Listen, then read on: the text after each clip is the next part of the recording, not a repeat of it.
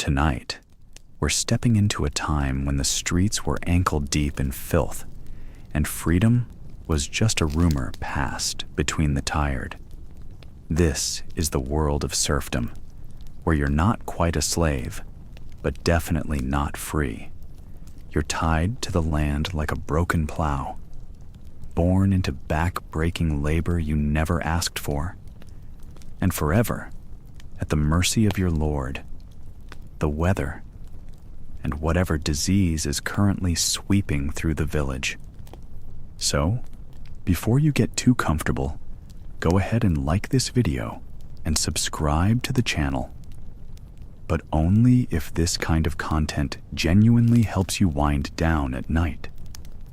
Also, if you're in the mood, let me know in the comments.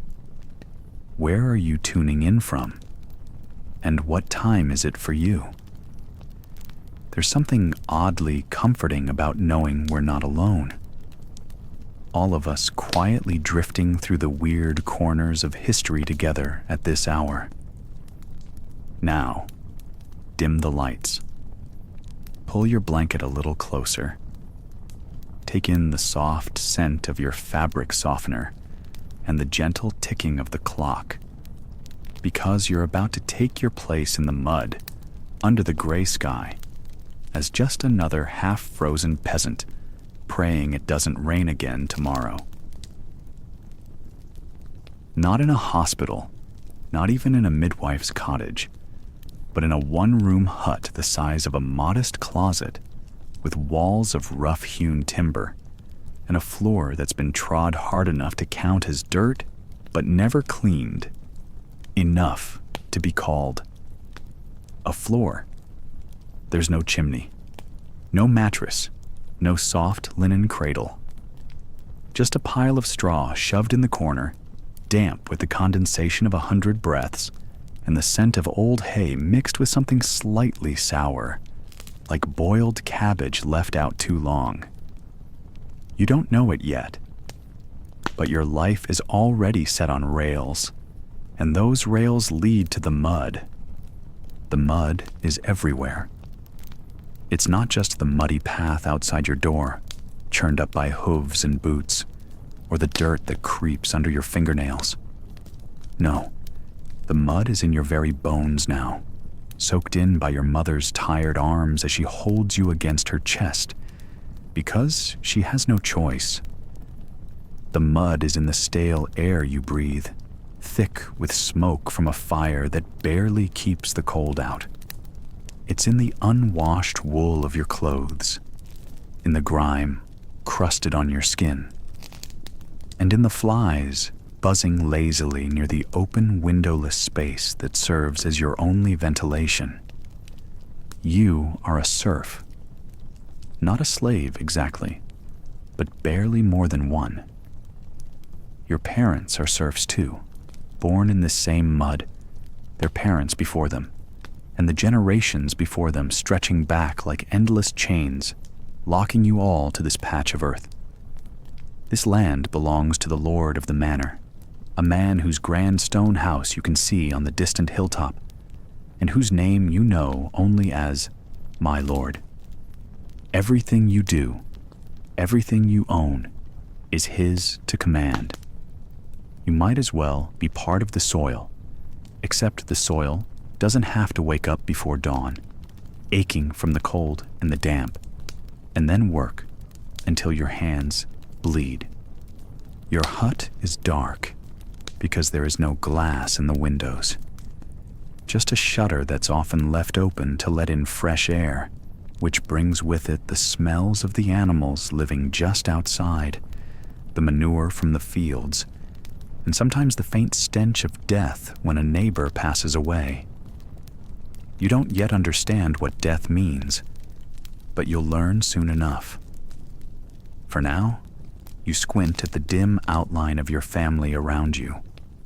A mother whose hands are rough as tree bark from endless chores. A father whose face is lined with exhaustion and worry. Older siblings who already drag themselves off to the fields. And maybe a grandmother who's seen too many winters to count. Your world is small and cruel, and it begins here. There is no warm nursery, no lullabies sung softly by candlelight. Instead, your first memories will be of the cold biting through your thin, coarse wool wrapping, of the unrelenting hunger that claws at your belly, and the constant noise, the clucking of chickens, the bleating of goats, the grumbling of pigs fighting over scraps, and the never-ending murmur of voices, some kind, many not. You're lucky if you sleep at all. You won't be pampered or protected. At a few weeks old, your survival depends on your mother's milk, but she's often weak from her own lack of food and rest. Her hands, scarred from working the fields and fetching water, tremble as she feeds you. The midwife, when she comes, is a grizzled woman with cold fingers and little patience. She knows that most babies don't make it past their first winter. The bitter truth is that you might not either. But for now, you cry, and the mud welcomes you. As you grow, the realities of your serf life will press in like the cold stones of the village church. You'll learn early that this world doesn't pause for weakness. Your family's survival depends on every hand being useful, every body bending to the will of the land and the Lord. By the time you can toddle, you'll be expected to carry kindling, chase after the chickens, and maybe help with the lighter chores. Playtime is a luxury for the wealthy, and you will know hunger before laughter. Your clothes, if they can be called that, are patches of rough wool or linen, handed down from older siblings or patched together with whatever scraps the Lord Steward deemed too worn to be useful. They itch and scratch and carry the smell of sweat and manure. Shoes are a fantasy. Most serfs go barefoot, their feet toughened by the endless miles walked in mud and muck, but also blistered and cracked, leaving them vulnerable to infection. You will learn to ignore the pain because no one cares if you limp. And your bed? Forget the straw mattress of dreams. Your bed is a pile of hay, half rotten from damp, stuffed into a wooden frame that squeaks when you shift. There are no pillows, no blankets, only a coarse wool covering that hasn't been washed since last winter and is so thick with grime it weighs more than a small pig. When you lay down, you share your sleeping space with the family's chickens, maybe a stray cat, and the fleas. Yes, the fleas. They don't bite politely, they feast. You will be cold at night because there is no chimney to channel smoke out, only a hearth in the corner that fills your home with acrid smoke. The smoke burns your eyes and makes your throat raw, but it keeps away the worst of the biting insects and the chill that seeps into your bones. Winter nights are long and cruel, and your tiny body will shiver beneath that foul blanket. Every morning, you wake to the ringing of the church bell, the medieval alarm clock that pierces through the dawn haze. It's loud, relentless, and completely indifferent to your comfort or exhaustion. You have no choice but to rise with the sun, even if your limbs feel like they belong to someone else. There is no snooze button. The fields call, and the Lord expects you to answer. Your days will be filled with endless work, tending the crops, repairing fences, caring for animals, and doing the endless chores that keep the manor running. Your hands will blister, your back will ache, and your spirit will be worn down by the constant grind. The Lord's steward watches closely, ready to punish any hint of laziness or rebellion. There is no room for complaint. Survival means obedience. You won't understand concepts like freedom or choice. Your life is not your own. It belongs to the land and the Lord. You cannot leave without permission, which is rarely granted, and you cannot own property or wealth. Even the food you grow is mostly handed over to the manor in taxes. Your family lives in a state of constant scarcity, scraping together what they can to survive one more day in this unforgiving world. As a serf, you are tied to the land. You are not just a worker. You are part of the soil itself. If the Lord decides to sell the manor, you and your family will be sold along with it. You cannot run, you cannot hide, and you cannot escape the mud that claims you at birth and refuses to let go. So welcome to the mud, newborn. Your life has already begun, and it will be hard, hungry, and full of suffering. But this is the world you were born into, and for now, it is the only world you know. Now, you've just survived childhood, but don't get comfortable yet. You're about to enter the glorious world of medieval puberty, which, spoiler alert, is not much fun. By the time you hit your teenage years, you've already logged over a decade of hard labor. Your teeth? Probably gone, thanks to a lifetime of chewing gritty bread baked in communal ovens where sand and dirt aren't considered contaminants, but part of the recipe.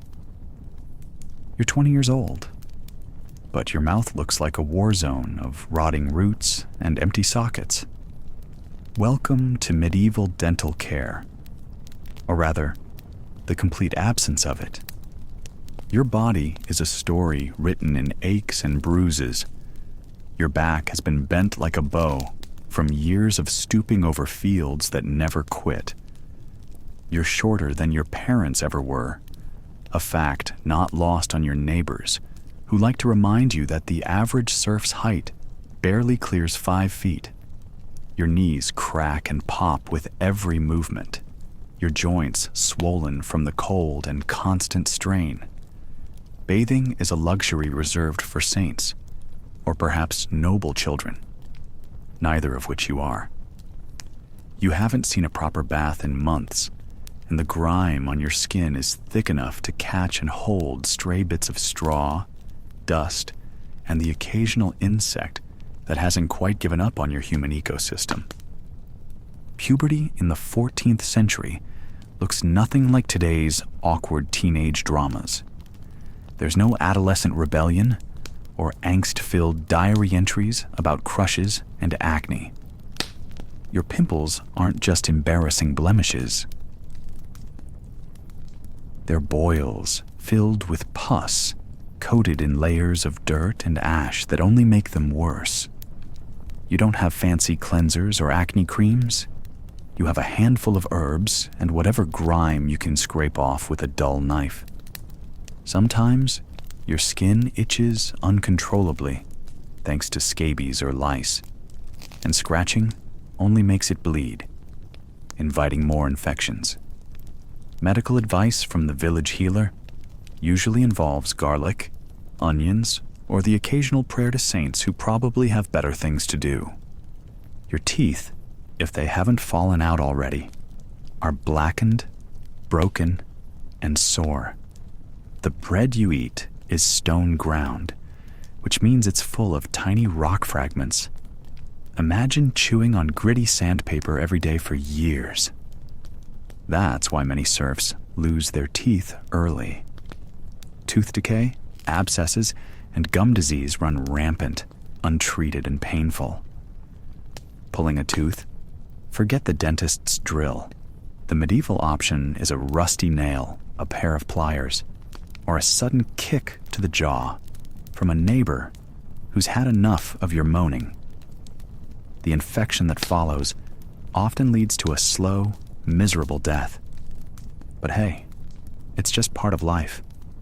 Most people didn't live long enough to grow old anyway. So, why bother? Your hair isn't much better. frequent washing is a myth, and lice and fleas rule the scalp. You might have tried to comb them out with a thorn or strip your hair with herbs, but usually you just learn to live with the itching and scratching. Some lucky serfs get to shave their heads, which stops the lice, but you'll look more like a monk than a vibrant youth. Sexual maturity doesn't bring the freedom or fun you might imagine. Instead, it's a new set of rules and responsibilities handed down by your family and the Lord's overseers. Marriage is arranged early, often as soon as you reach your teens, because your labor is more valuable when paired with another worker. Love and attraction are luxuries for those with time and resources, and you have neither. Puberty means you're officially a full serf, which translates to full-time work, full-time hardship, and zero say in your own future. And that work? It's relentless. By the time you are 13 or 14, you are expected to work full days in the fields alongside your parents, plowing, sowing, harvesting, all done under the watchful eye of the Lord's bailiff, who cares nothing for your scraped knees or aching muscles. When you get home, your chores aren't over. You help prepare meals, tend to animals, fetch water, and repair fences, usually with a back already too tired to keep going. School? Not a chance. Your education is learning how to survive on a few grains of barley, and the hope that the harvest will be better next year. Puberty is also a time when your immune system is put to the test. Diseases like measles, smallpox, and tuberculosis sweep through villages regularly, and your chances of survival aren't great.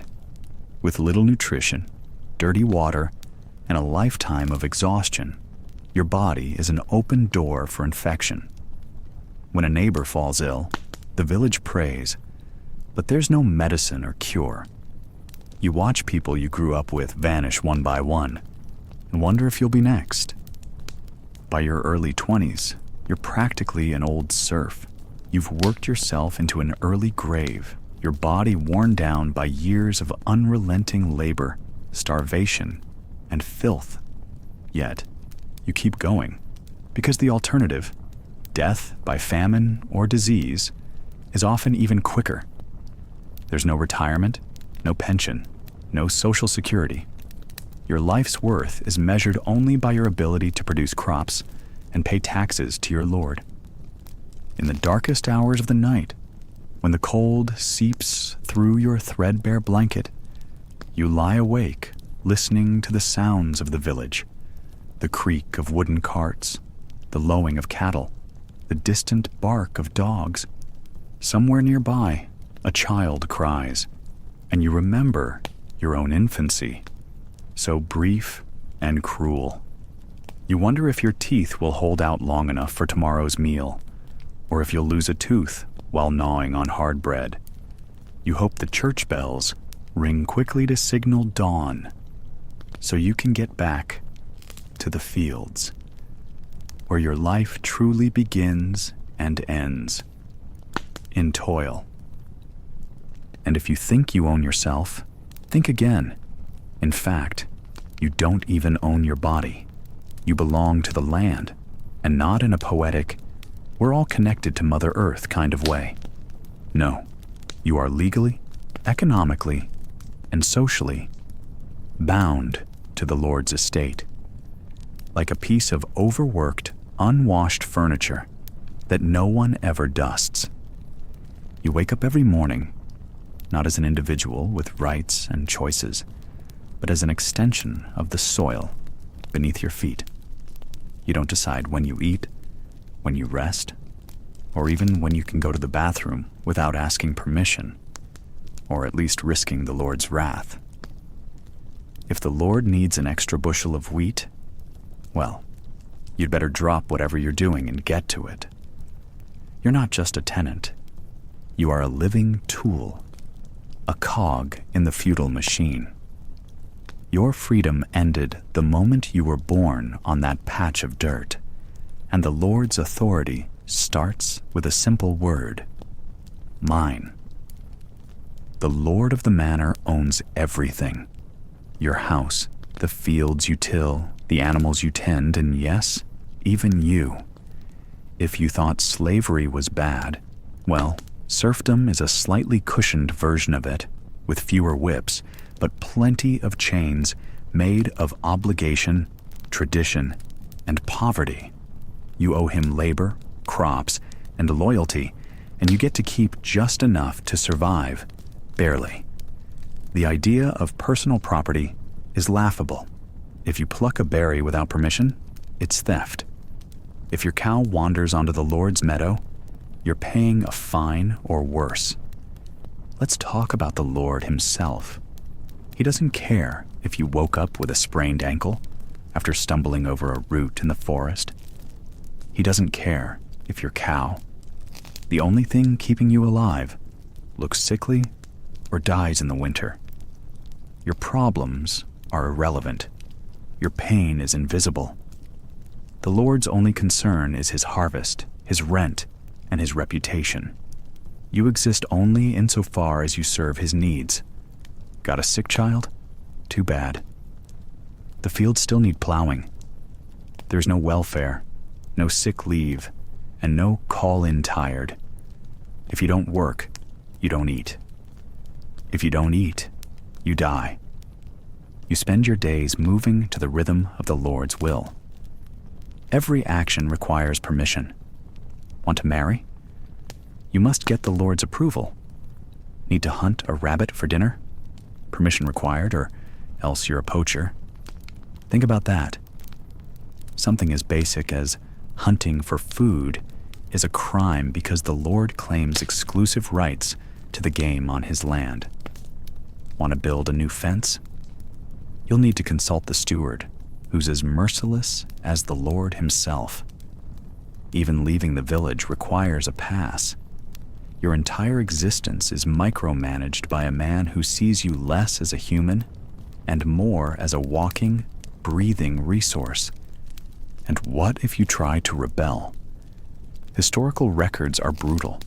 Serfs who refused to pay their dues or tried to escape were hunted down like animals. Punishments ranged from heavy fines to flogging, mutilation, or execution. Rebellion wasn't just dangerous, it was deadly. The Lord's men kept a close watch on the peasantry to crush any spark of defiance before it could ignite. Fear was a tool as effective as any whip or sword. So most of the time, you just swallowed your pride and your pain and got back to work. Your food is also a reminder of your place. The Lord eats well: meat, spices, and fine wine.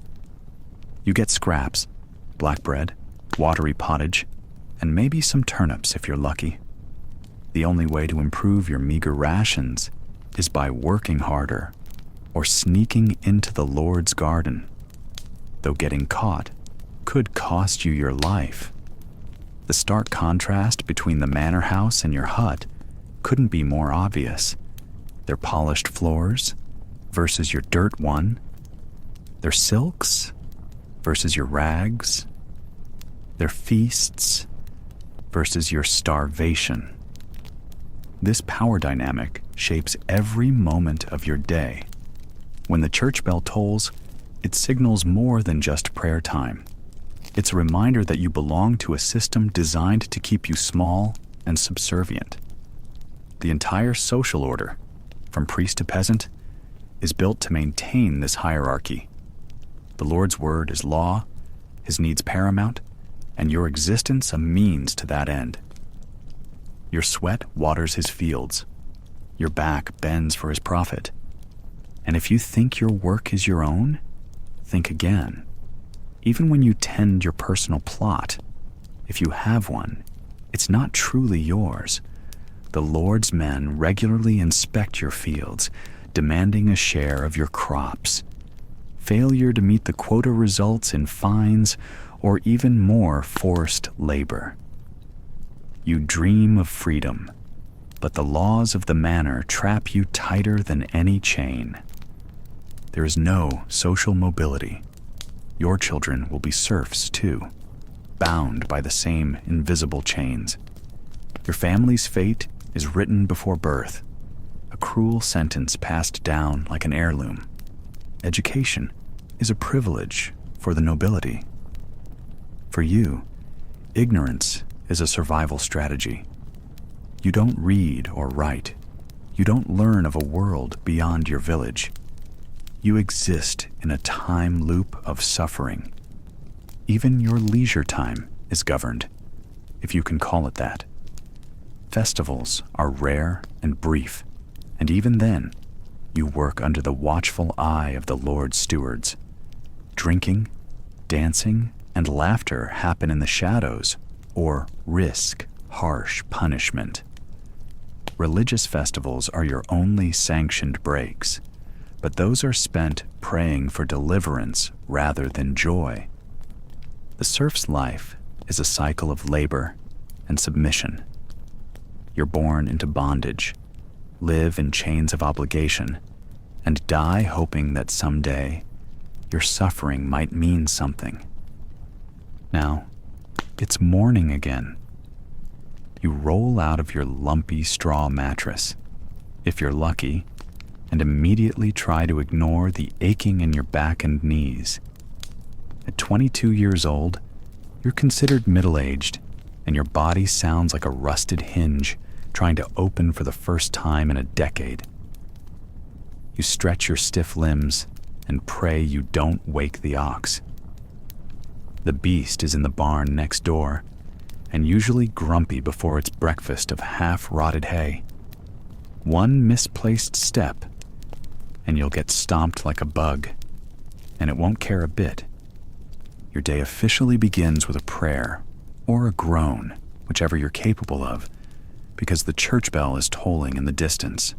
It's your medieval version of a wake-up call, except louder, less polite, and impossibly unforgiving. It announces to the entire village that work is about to begin, whether you feel ready or not. There's no such thing as a weekend. No Sunday fun day.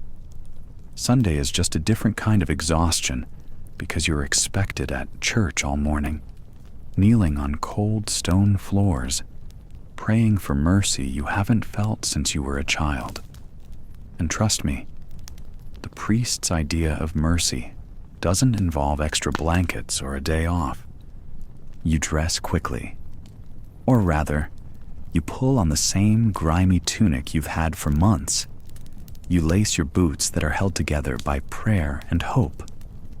You step outside your one-room hut, squinting against the pale light, filtering through a sky that's rarely sunny enough to warm your bones. First task, head to the fields, the Lord's fields. Again, these aren't your fields, despite what you might have heard in some fairy tale. You don't own the dirt beneath your feet. You work it for someone else, someone with a fancy title and a big house. You'll never enter, except to deliver your meager harvest. You are tethered to this land by birthright and by law. You are a serf, a medieval tenant farmer owned by the soil and the lord who controls it. Your workday is long, really long. From the moment your feet hit the hard-packed earth until the sun sets low in the sky, your hands are busy, your back bent, your face streaked with sweat and dirt. You till the soil, drop seeds, drag heavy tools that scrape your palms raw. You mend fences, repair ditches, carry water. You chase after stubborn oxen that refuse to cooperate and shoo off crows pecking at the grain you're sworn to protect. Your neighbors, other serfs, are doing the same, all grinding through the same endless cycle. There's a rhythm to it, sure, but it's a rhythm of survival, not of joy.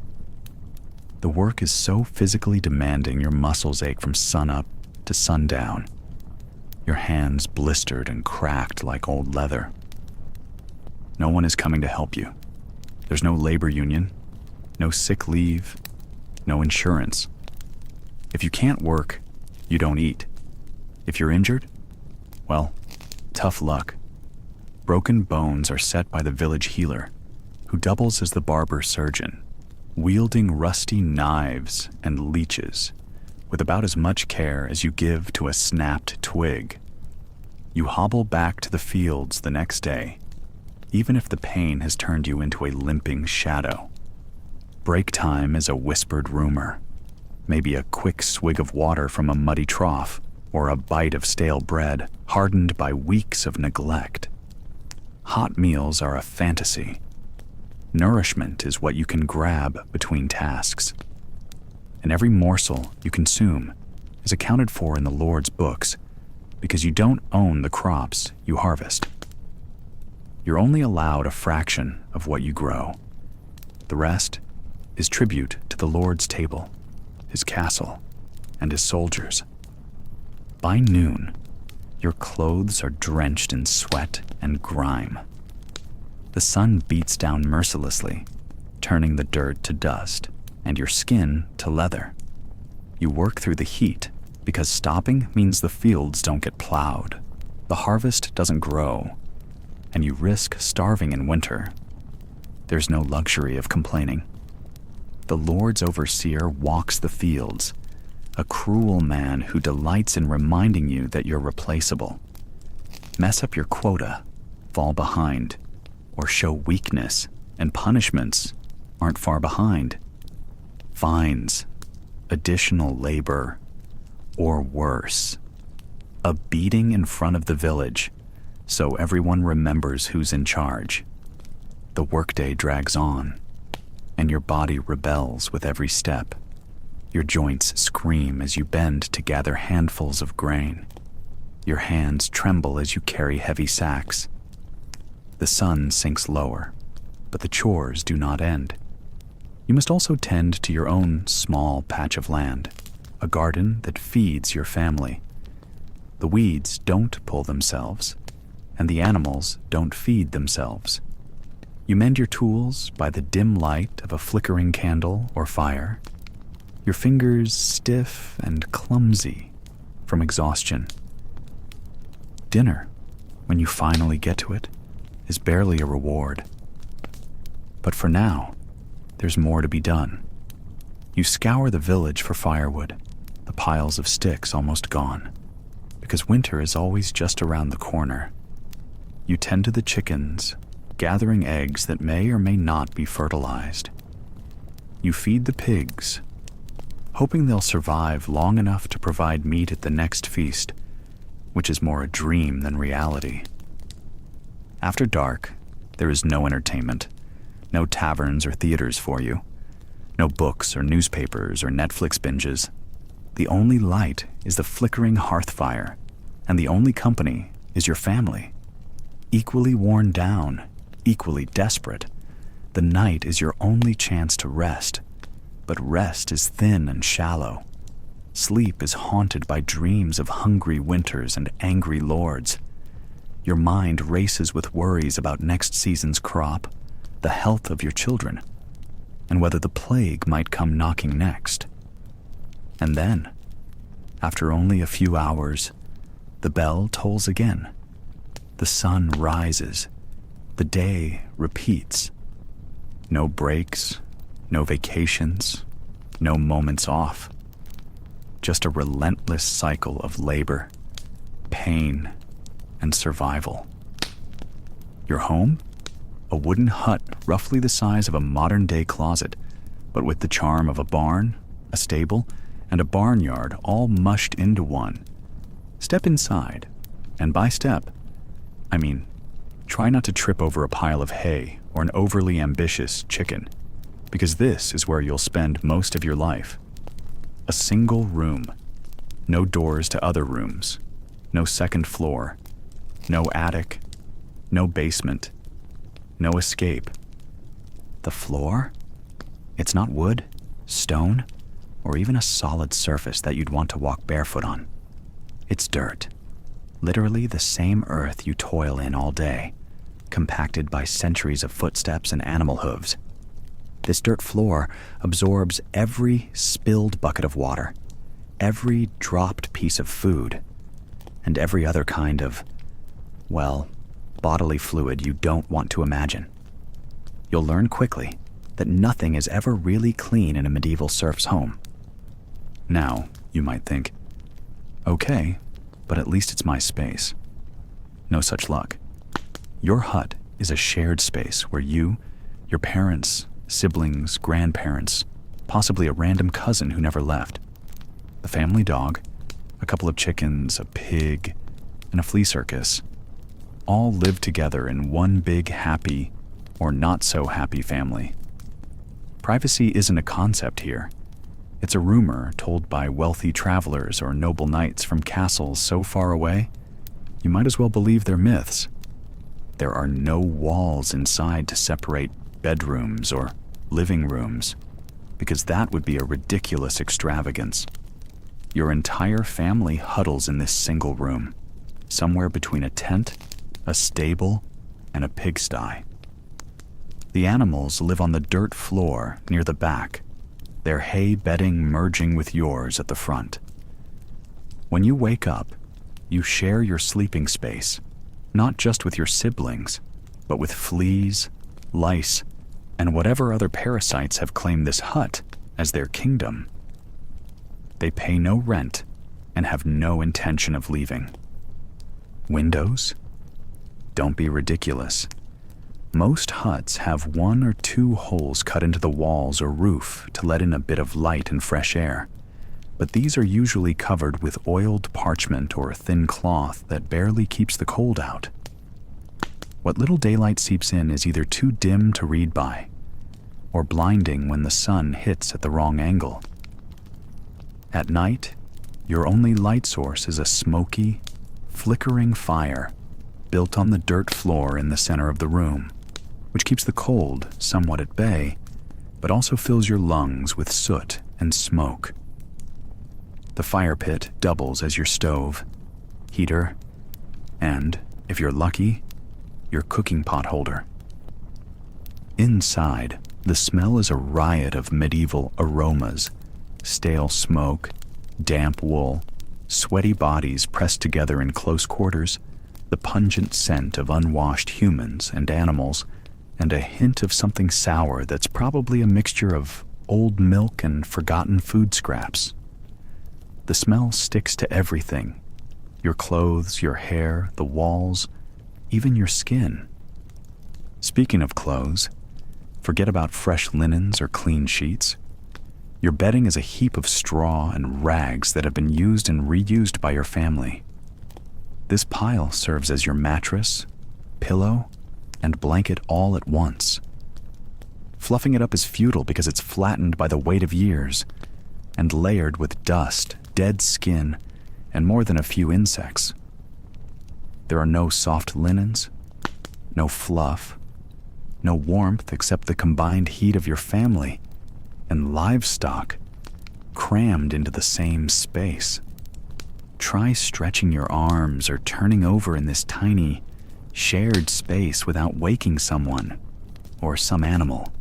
Your joints creak and groan, just like the hut itself, and you're lucky if you don't end up face first in a pile of hay or a sleeping chicken. The dirt floor is cold and unforgiving, and the biting chill of medieval mornings seeps into your bones, making it almost impossible to rise from your straw bed without a loud grumble from your back or knees. And forget about locking a door behind you when you want some alone time. There are no locks. Privacy is a luxury that kings might have. But for you, everyone is always watching, or at least within earshot.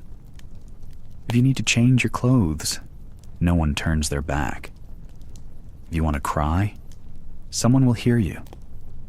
And if you need to go to the bathroom, well, you better wait your turn, because there's only one spot for that too. Privacy doesn't exist because the very notion of personal space is alien to the serf lifestyle. Every meal, every conversation, every moment of rest happens in full view of your family and the occasional animal guest. Your entire life unfolds in this one-room theater where there are no curtains to close, no walls to muffle your sighs, no door to shut out the sounds of arguing siblings, crowing roosters, or the incessant scratching of fleas. Speaking of fleas, let's talk about your new best friends. Fleas, lice, and ticks are constant companions. They move through the cracks of your clothes and crawl through your hair, feasting on you while you sleep, work, and eat. There are no flea powders, no shampoos, no anti-itch creams, just itchy skin, red bumps, and the occasional fever from a nasty bite. You scratch until your hands bleed because there's no other relief. The roof of your hut is thatched with straw or reeds, patched together by whoever last had the strength to climb up there. When the rain comes, it's either a gentle shower or a torrential downpour, but either way, you learn fast that leaks are part of the deal.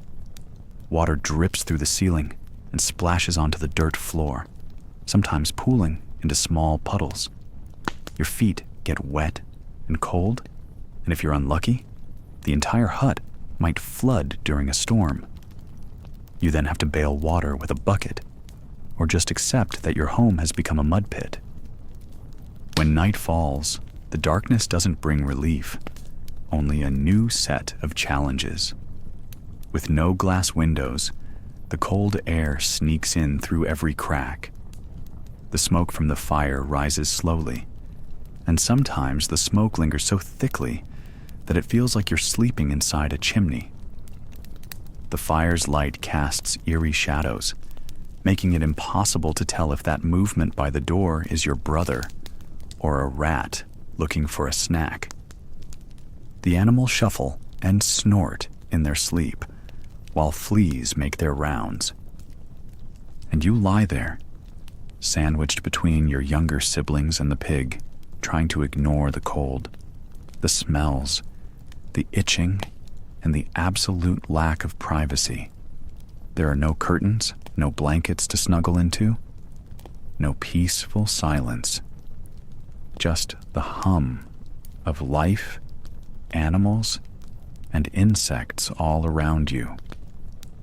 As a serf, this cramped, dirty, uncomfortable one-room hut isn't just your shelter, it's your entire world. It's where you're born, where you eat, where you work your aching body, and where you die. No other rooms, no other homes, no dreams of moving out to your own place. This is it. It might sound like a nightmare, but this was everyday life for millions of medieval peasants. A constant struggle to keep warm, stay alive, and find a moment of peace in a place where personal space was a fantasy and privacy was a forgotten word.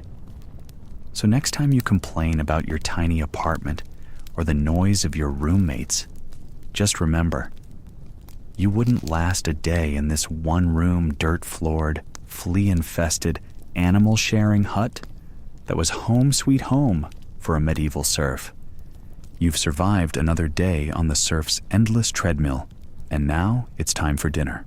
Or, as you'd call it, the daily reminder that life isn't fair. Your stomach grumbles louder than the church bell, but don't get your hopes up. This meal, like every other, is a thick, gloopy, steaming bowl of pottage. It's the medieval equivalent of a sad casserole, and you've been eating the same pot for 4 days straight. Pottage is the cornerstone of your diet, your humble culinary universe. It's a stew so thick, you could probably stand your wooden spoon upright in it. It looks like a muddy swamp, smells like boiled earth, and tastes like, well, hope. Because hope is about all you have left. The ingredients are simple, sparse, and sad. Onions that taste like the tears of every serf who ever lived, barley that crunches like gravel, turnips that smell faintly of dirt, and whatever else the seasons grudgingly give you. Meat, that's a legend told around firesides, a myth for the ages. Maybe once a year, if the Lord feels generous, or if a deer wanders into a trap, you might get a scrap. Otherwise, your pottage is meatless, a watery grave of vegetables and grain. No sizzling bacon, no roasted chicken, no hearty beef stew. Just this constant pot of boiled everything that you scrape out with a wooden spoon, so cracked it's barely holding together. Your family gathers around the small fire in the corner of your hut, each of you holding a roughly carved wooden bowl, the edges chipped from years of use. You dip your spoon in and lift the lukewarm sludge to your mouth. The taste? Earthy, bitter, occasionally gritty with a shard of grit that crunches unpleasantly between your teeth. But you swallow it anyway, because hunger is the cruelest taskmaster. You try to imagine what life must be like in the castle kitchens. There, the cooks labor over fresh meats, buttery pies, and ale that bubbles like a brook. Meanwhile, your luxury is a handful of beans thrown into the pot when the Lord isn't looking. Maybe you'd sneak a carrot if you were lucky, but those are rare treats reserved for the noble's table, or the occasional feast day. The process of making pottage is as relentless as the work in the fields. Once every few days, the family gathers to add whatever is left. Some barley, a turnip or two, a sprig of herbs if you can find it in the wild. The pot stays simmering over the fire, turning everything into one homogeneous, chewy mass of survival. The same pot feeds your family, day after day, until the flavors blur into one sad, boiled taste. Washing the pot? Forget it. Water is precious and scarce. You don't have time for cleanliness when the fields are waiting. The grime builds up on the sides like a crust of hardship and history. You try to ignore the blackened edges that flake off into your meal. A little burnt flavor never hurt anyone, right? Now let's talk about the other side of your medieval meal, the bread. What's bread in serfdom? Hard slabs of dense, dark rye or barley. So tough you wonder if it's been baked by the devil himself. You use it to scoop up the pottage, or sometimes, if you're daring, to mop up the pot's dregs. But it's stale and filled with tiny stones and bits of chaff. You grind your teeth through it and hope it doesn't chip a tooth, because toothaches are expensive, if you can even find a tooth doctor. And your teeth are precious, because you don't have many. By the time you're 22, your mouth is already a battleground of missing molars, rotting gums, and tooth decay. The grit in your bread, the acidic turnips, and the lack of proper nutrition have all conspired against you. Yet, you chew on. Hunger makes you brave. Every meal is a gamble. Sometimes the pottage is watery and weak, almost like dirty dishwater. Sometimes it's thick and slightly more flavorful, which feels like a feast. But every bite reminds you of what you're missing. Fresh fruits, tender meat, cheese, even just something crunchy and sweet. None of those exist here. This is medieval serfdom, a place where food is fuel and meals are medicine against starvation. And don't get any ideas about dessert. Sweet treats are for nobles who have sugar imported from faraway lands, or honey plundered from guarded hives. You might get a handful of wild berries in summer, but even those are scarce and quickly consumed. For you, the idea of dessert is a cruel joke whispered by traveling minstrels who stopped by the village once. Your pottage pot, like your life, is cyclical and dull. It represents everything that keeps you alive, but also everything that chains you down. There's no variety, no joy, no surprise, just the same old boiled stew, day after day, in your one-room hut that smells of sweat and smoke and desperation. Yet, this meal sustains you and your family. It is the heartbeat of your survival. It fills your belly enough to keep you working in the fields tomorrow. Without it, you would fall to the cold, the hunger, the exhaustion. So, despite its dreariness, pottage is your anchor in a sea of hardship. Now, you smell like the inside of a chimney, mixed with 3-day-old sweat and something that used to be soup, but has long since given up the fight. Bathing is not part of your routine. It's more like a legendary event, whispered about in peasant circles. Probably myth, maybe a cruel joke. Hygiene, as you understand it today, simply does not exist.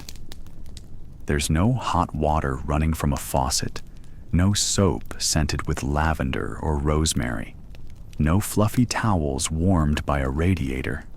The closest you get to washing yourself is a quick splash from a cold wooden bucket, or a wipe with a scrap of cloth salvaged from your threadbare clothes. And trust me, you'll avoid that as much as possible, because the water is ice cold. The bucket probably houses a family of spiders, and your back hurts too much to bother. Your hair is a breeding ground for lice. These tiny little monsters set up permanent residence in your scalp, throw wild parties, and refuse to pay rent. You try scratching when the itching becomes unbearable, but scratching just spreads the lice and their eggs even more. The worst part? These pests don't just make your head itch, they can cause serious infections. And in a world where antibiotics are centuries away, an infection means you're probably on the express train to an early grave. Toothbrushes? Nope. They haven't been invented yet. Your teeth get the honor of being cleaned by your rough tongue and the coarse grit found in your daily bread. Yes, medieval bread was more like eating a handful of dusty pebbles than anything remotely edible. All that grit rubs against your teeth every day, turning what little enamel you have into a crumbling mess. Tooth decay is rampant, and toothaches aren't just painful, they're often fatal. A rotten tooth can lead to infections spreading through the body with no doctor to save you. Only a medieval barber surgeon, whose sharp tools are dull, and whose knowledge is patchy at best. When you think about it, the concept of clean is basically a fairy tale told by monks and nobles who have baths made from tubs filled with warm water, and who also have servants to help them wash. You, the serf, are lucky if you get to bathe once a year, during some obscure festival when the village pond hasn't frozen solid. And bathing itself is no spa day. The village well provides cold water drawn from the ground, often full of bacteria, and who knows what else. You might heat some water over a fire, but firewood is precious and the process is slow. You wouldn't dare soak for long. The cold air will chill you to the bone as soon as you step out. So, you end up rinsing off the worst grime, never fully clean, but just enough to avoid a village-wide epidemic. Now, your skin is another story. The dirt is permanent, clinging like a second skin, and no amount of rubbing will shift it. Your hands, cracked and calloused from endless labor, are so thick with grime that your fingerprints have probably worn off by now. Cuts and scrapes are everyday occurrences, from splitting wood to handling sharp tools or thorny bushes. Every scrape is an open door to infection, because the only antiseptics you have are herbs, mud, or the odd magic charm. Lack of cleanliness means parasites thrive not just in your hair, but everywhere. Fleas and ticks jump on you with wild abandon, biting, sucking, and spreading diseases. You itch constantly, scratching until you bleed. But the bites keep coming. Fleas particularly love serfs because you live in close quarters with your animals. The very animals that share your home and provide little to no relief from the swarms of bugs. There's no deodorant, no toothpaste, no laundry detergent. Soap exists, but it's a luxury made of animal fat and wood ash, rare, expensive, and smelly. If you're lucky enough to find a bar, you guard it like gold, using it sparingly for things like healing wounds, rather than washing your whole body. A bath for you is a dangerous event, not just because of the chill, but because your hut floor is never dry. It's a mud and straw mixture that holds on to moisture and dirt. Getting your feet wet means risking infection from all the germs lurking in the muck. Many serfs develop chronic foot problems, frostbite in winter, infections in summer, and sores that refuse to heal. Infections in medieval times are no joke. Without the knowledge of germs, people rely on prayers, charms, and the occasional crude herbal remedy to heal wounds that modern medicine would treat with antibiotics in a heartbeat. A simple cut can fester, turning into gangrene or worse, leading to death. Your options? Suffer quietly or hope the village healer doesn't butcher you trying to help. What about lice and scabies? These infestations are constant and humiliating. Scratching until you bleed is part of your daily ritual, but there's no relief. People try everything from rubbing crushed herbs into the skin to sleeping with their heads wrapped in cloth. But the parasites don't care. They live on you, feast on you, and keep coming back like uninvited guests. Dental hygiene, too, is a slow march to ruin. You might try chewing on twigs or herbs like sage to freshen your breath, but it's mostly a losing battle. Tooth decay, abscesses, and mouth infections cause immense pain. But pulling a tooth is a brutal affair, usually done by a local barber who has more enthusiasm than skill. The idea of anesthesia? Non-existent. You scream, you bleed, and you hope you survive the trauma. Your breath smells like a medieval stew gone bad, and your teeth look like they're trying to fall out of your mouth for the same reason. Chewing food is painful and sometimes impossible. Yet, you eat, because starving is worse. To add insult to injury, you've never heard of the word sanitation. Waste management is medieval chaos. You live amidst filth and stench, sharing your space with vermin and the diseases they carry. The Black Death might be centuries away, but diseases like dysentery, typhus, and parasitic infections are already part of daily life. The overall effect? You smell terrible, feel uncomfortable, and your skin itches. Yet, you live. For now. And hygiene? It's the last thing on your mind because survival trumps cleanliness every time. So as you stretch your aching limbs, scratching an itchy scalp, and feeling the grit of dirt beneath your fingernails, remember, this is normal for you.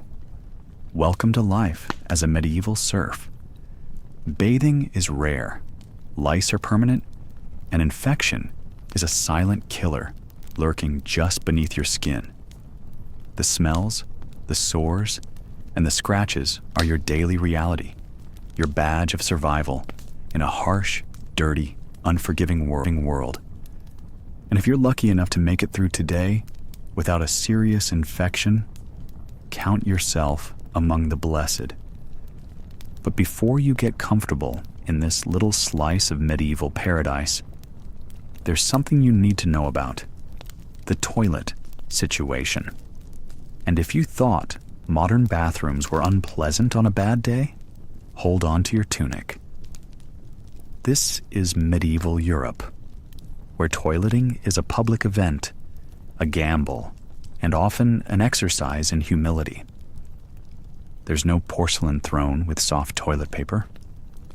Nope. Your toilet is probably a bucket, sometimes a wooden pail, sometimes just a simple clay pot, sitting quietly in the corner of your hut. If you're lucky enough to have one, it's probably half full and smells like a barnyard left to ferment in the July sun. It's also the center of attention for every fly in a 10-mile radius, all buzzing like tiny, annoying choir boys. When the bucket is full, because it fills up fast when you live in a hut with 7 other people and half the animals, you don't get a garbage truck or a polite disposal service.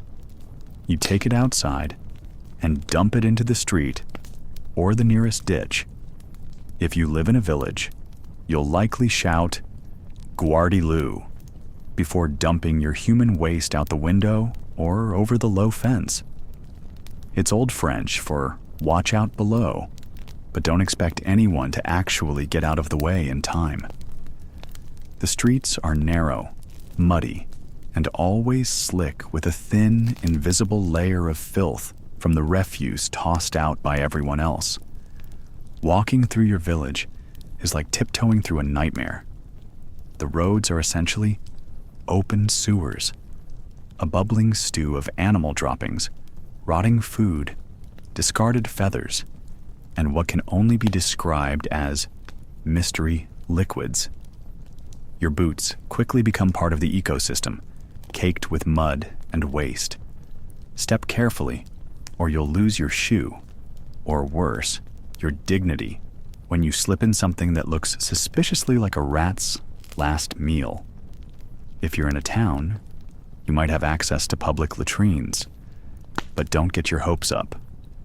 These are grim, communal pit toilets, where privacy is non-existent.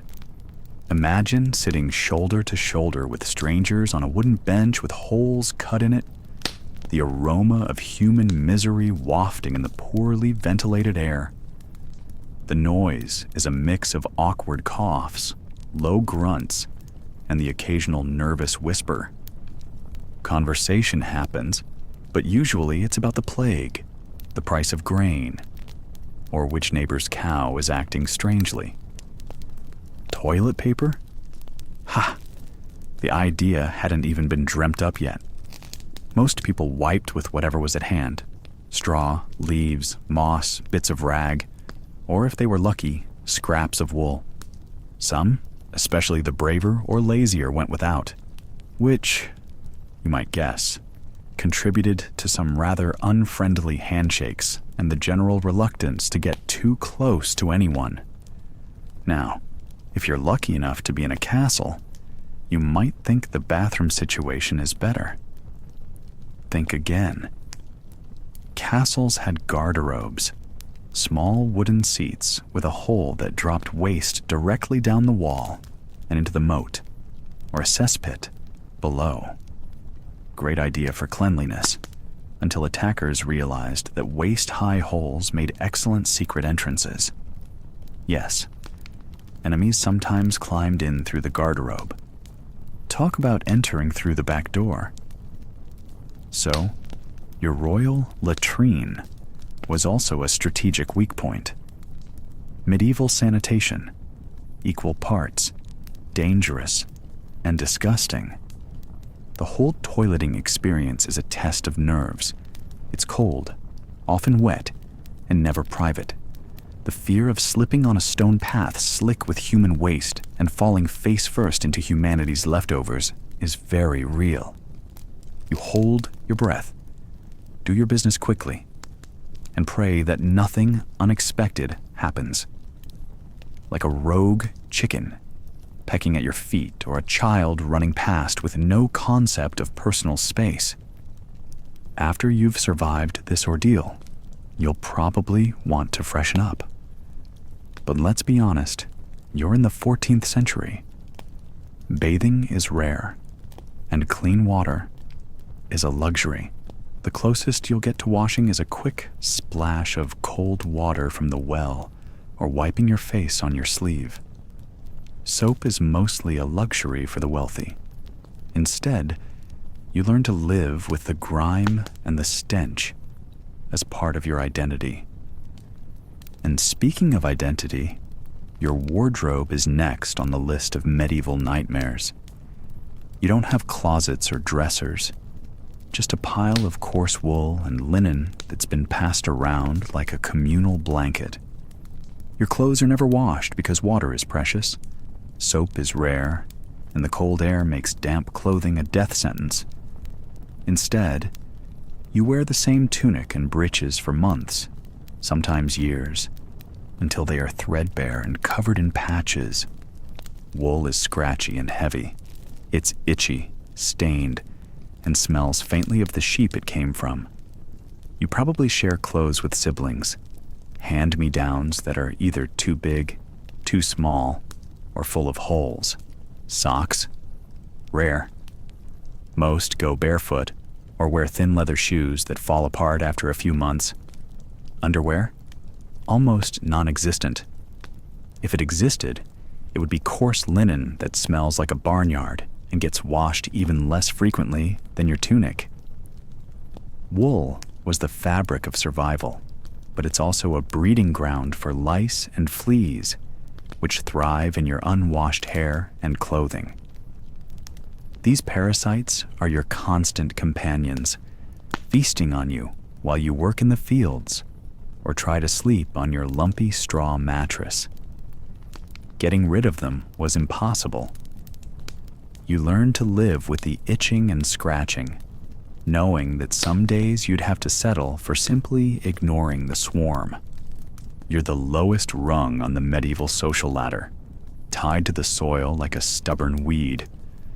You have exactly one set of garments, a tunic made from coarse, scratchy wool that's been recycled so many times it might as well be a family heirloom.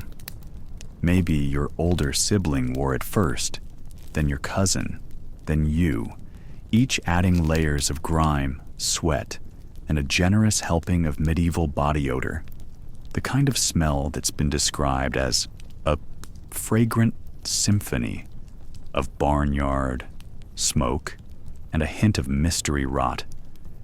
You haven't seen a soap bar in years, so washing your clothes? Forget it. They're worn until they fall apart, then stitched back together with whatever thread you can find, often made from animal sinew or scrap yarn. The idea of laundry is laughable.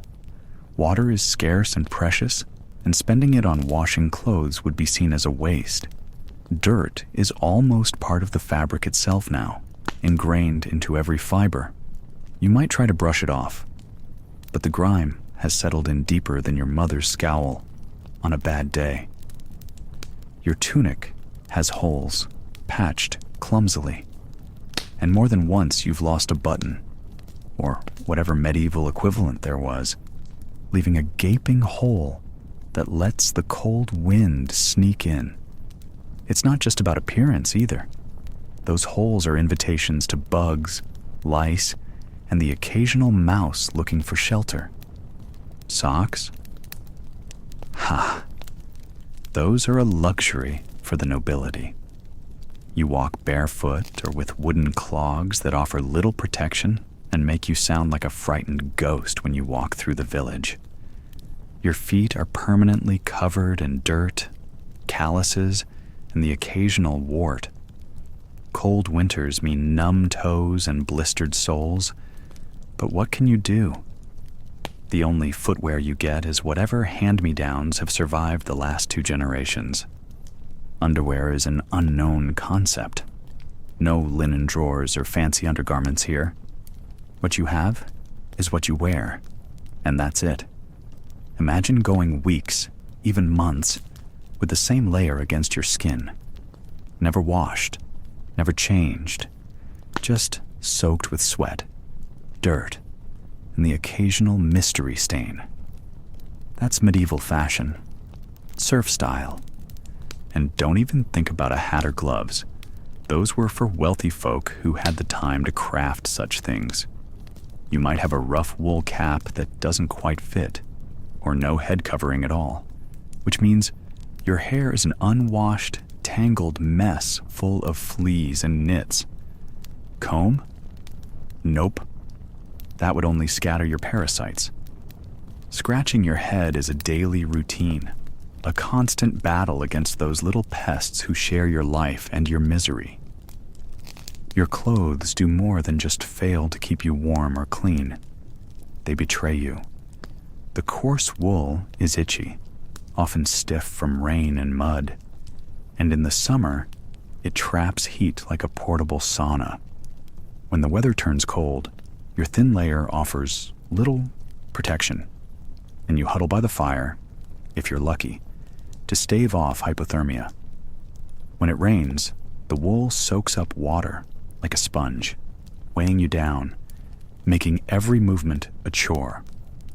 You trudge through mud, your clothes dragging, water leaking into your shoes, making blisters and sores that don't heal because you have no time to rest. Imagine putting on the same tunic every day for months, your only respite coming when it's too ragged to wear, and you have to patch it up with scraps. The patchwork looks like a quilt gone wrong, but it's better than nakedness. Your wardrobe is a slow, smelly death trap that's part armor, part punishment. And because the Lord owns everything, including your clothes, you can't simply get new ones. You're lucky if a piece of cloth comes your way as a gift from the Lord's surplus or a passing priest's charity. Wearing your clothes means accepting a certain degree of humiliation, too. The smell clings to you like a second skin, and people avoid you as if you were contagious, which, technically, you might be. You're walking proof of a life spent in misery, a moving badge of serfdom. Villagers and nobles alike see your ragged tunic and know your place in the pecking order. You're not meant to shine, to be admired, or to be clean. You're meant to endure. Now add to this your family situation. Sharing clothes means sharing lice, fleas, and other unwelcome companions. Your younger siblings tug on your sleeves. Your parents borrow your only tunic when theirs rot completely, and your cousins sneak into your hut looking for extra warmth, and maybe to pilfer the little fabric you have left. Clothes are communal in the worst sense. Privacy is non-existent, and what little dignity your garments might have given you is shredded alongside the fabric. Even festivals or church services don't grant you the chance to dress up. You show up looking like you just rolled out of a swamp, and no one expects anything better. There's no tailor to make you a suit, no market stall to buy something nicer. Your wardrobe reflects your life, hard, dirty, and hopelessly worn. And before you think this is just a winter problem, let me stop you. In summer, the wool traps sweat and smells worse, and in spring and fall, it's either too hot or too cold, with no middle ground. Rain and mud make everything heavier, and the sun beats down on your damp clothes, giving you a chill that settles deep in your bones. Imagine the stink. Imagine the itch. Imagine the constant discomfort. Your clothes are more than just fabric. They're your identity, your prison, your daily cross to bear. They announce your serfdom without you having to say a word. Every tear, every patch, every stain tells a story of hard work, neglect, and survival. And just maybe, if you're lucky, they'll last until the next winter, or the next plague, or the next time the Lord decides you owe him something extra. Either way, they won't be coming off anytime soon. The sun hasn't risen yet, but your day has already begun. Or more accurately, the day has been dragging you along like an ox stuck in a muddy field. You're not 7 years old anymore, but you started working at 7. So, in your mind, that's when your life really began. And the truth is, you don't remember a time when your hands weren't calloused, your legs weren't sore, and your body didn't ache from the relentless, endless drudgery of serfdom. Before the first rooster crows, before the church bell rings and shatters what little sleep you've had, you're already up. You don't have the luxury of stretching or lingering under threadbare blankets. No, you've got fields to tend, animals to chase, and the constant nagging knowledge that if you slow down, someone else, usually the Lord's steward, will slow you down with a whip or worse. Your life isn't measured by minutes or hours. It's measured by how many furrows you can plow, how many weeds you can pull, and how many bushels of grain you can harvest before the sun dips behind the horizon. You start working when you're barely out of diapers. 7 years old? That's about the age you learn the hard truth. Your childhood is a luxury only nobles get. You're given simple tasks at first, running messages, carrying water, chasing the pigs away from the crops. But soon enough, your tiny hands are gripping a hoe, and your small legs are learning the rhythm of the fields. There's no time for playing with sticks or daydreaming. Play is something you hear about from traveling minstrels, like a fairy tale told by firelight. Your reality is filled with dirt, sweat, and back-breaking labor. From dawn until dusk, you're tethered to the earth like the roots of an ancient tree, except this tree never gets to rest. The moment the sun kisses the horizon goodnight, your workday should be over, but it isn't.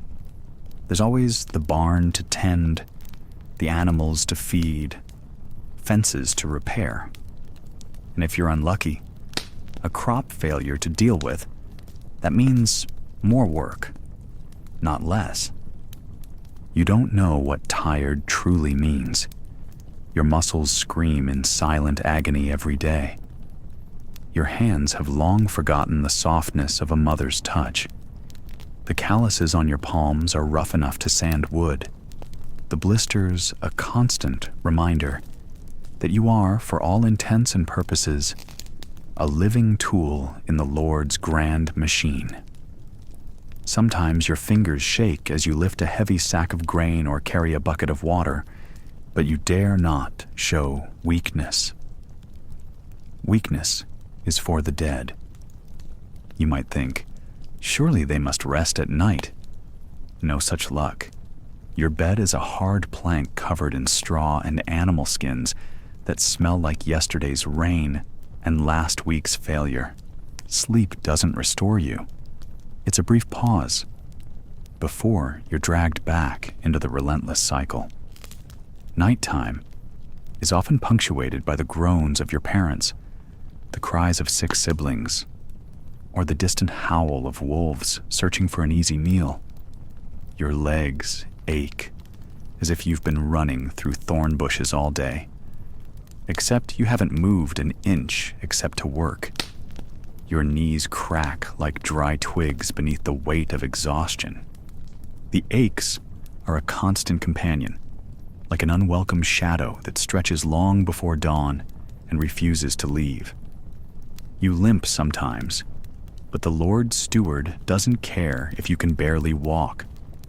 There's work to be done, and if you don't do it, someone else will. And you don't want to know what happens then. Even the seasons are against you. Winter brings frostbite and hunger. summer brings blazing heat and endless chores. Spring and autumn? Not much better. The fields don't care about your health or your spirit. They demand labor, harvest, and survival. You learn to hate the sun for its unrelenting glare and the rain for its stubborn persistence that turns fields to mud and tools to useless rust. Your life's milestones aren't birthdays or holidays. Instead, they're measured by scars, blisters, and the slow sinking of your spirit. You know you'll likely never leave the village where you were born. The manor house on the hill isn't just the Lord's home. It's a constant reminder of your place in the world, a place far below the feathered hats and silk robes of nobility. Work is so embedded into your bones that you sometimes dream about the fields. You see yourself wielding a wooden tool, bent over rows of crops under a merciless sun, the scent of earth and sweat thick in your nostrils. These dreams aren't restful. They're echoes of reality, a haunting loop that follows you even into sleep. There's no clock to mark the hours, no schedule other than work until the job is done. If the plowing isn't finished, you're out there at dusk with a fading light, guiding an oxen that only half understands you. If the planting isn't done, the seeds won't sprout, and everyone goes hungry come harvest. And speaking of harvests, you're always one misstep away from disaster. Every year, you pray for a good crop, because if the grain fails, the Lord's tax collector comes knocking with demands that your empty granaries can't satisfy. That means taking from your already meager food stores, leaving your family to starve. You might think that a day as a serf is at least predictable, but it's not. It's a brutal combination of exhausting labor, constant fear, and utter powerlessness. If you get injured, no doctor will tend to you. The village healer is just an old woman who might rub herbs on your wound or mutter prayers. If infection sets in, it's often a death sentence. But you carry on because you must. Your life is not yours. You belong to the land, to the Lord, and to the endless cycle of sowing and reaping. From sunrise to sundown, and many nights beyond, you work and you pray and you endure.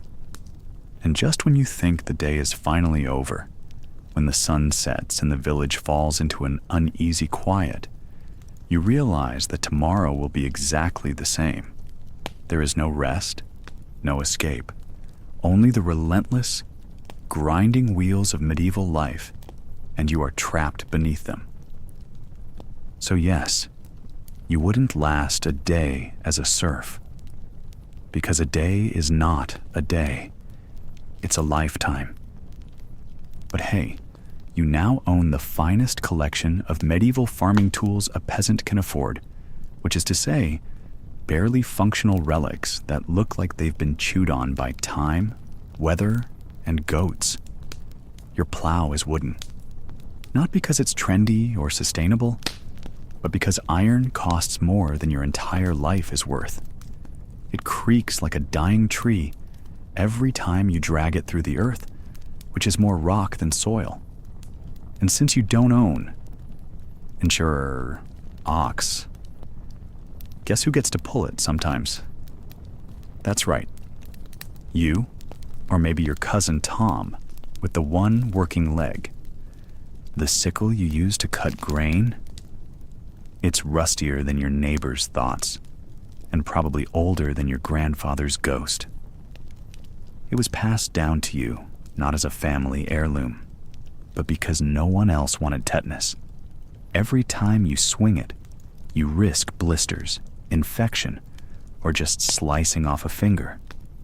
But it's all you've got. There are no spare tools, no replacements, and definitely no OSHA-approved safety gear. You've got a strip of cloth wrapped around your hand in the vague hope that you won't bleed out before supper.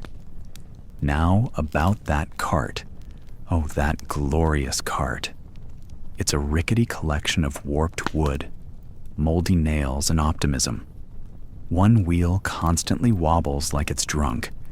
The axle groans like it's praying for death, and it's held together with rope that's wetter than your socks, which have been soaked since spring. You don't own the cart, of course. The Lord does. But you're allowed to borrow it to haul heavy things, like rocks from his fields or firewood for his manor. If it breaks, guess who pays for it? Not the Lord. Spoiler alert, it's you. Somehow. Oh, and the animals? They are not your friends. You shout at the ox to move. It ignores you. You slap its rear, and it steps on your foot. Technology in 1325 isn't gears and levers. It's shouting, cursing, and hoping the cow doesn't sit down again. Every job involves brute force, splinters, and a deep, bone-sapping weariness that settles into your spine like it's paying rent. If your back hurts, that's normal. If it doesn't hurt, you're either dead or about to be. But then comes harvest time, the great reckoning, the make-or-break season of your entire wretched existence. You work all year planting, weeding, praying, cursing, just to reach this one moment, reaping what you sowed. Except, reaping sounds noble.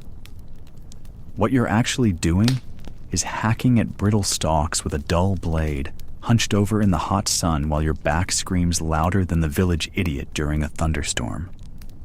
You wake before dawn. Your stomach is empty because you used the last of the barley flour 2 nights ago. Your hands are raw from the previous day. Your shoulders burn. Your legs wobble like wet noodles. Doesn't matter. You drag yourself to the fields. There's no breakfast buffet waiting. Just a lukewarm bowl of pottage that tastes like sadness and wet tree bark. Every swing of your sickle is a gamble. Will it cut the grain, or will it bounce off and slice your thumb? Will your foot find solid ground, or slip into a hole filled with wasps, mud, and possibly something worse? The wind kicks up dust that settles in your eyes, nose, and soul. You can't sneeze because you can't afford the 2 seconds it takes. And if it rains, you cry, because a ruined harvest means famine. Again, your family nearly starved last year. This season must work. And even if the skies bless you with sun, you're still not safe. The tools are dangerous. The hours are brutal. Blisters crack open. Infection sets in. There are no bandages, just rags and wishful thinking. You fall, someone might carry you home. Or they might not. There are no doctors in the field, only fellow peasants who will offer you the same advice for every injury. Rub some moss on it and keep working. But wait, it gets worse. You see that pile of grain you finally managed to gather after backbreaking days in the fields? That's not yours. Well, a small part is. Maybe enough to keep you and your kin alive through winter, if the rats don't get it first. But the best, cleanest, fullest part of the harvest goes straight to the manor. The Lord's share. And it's not optional.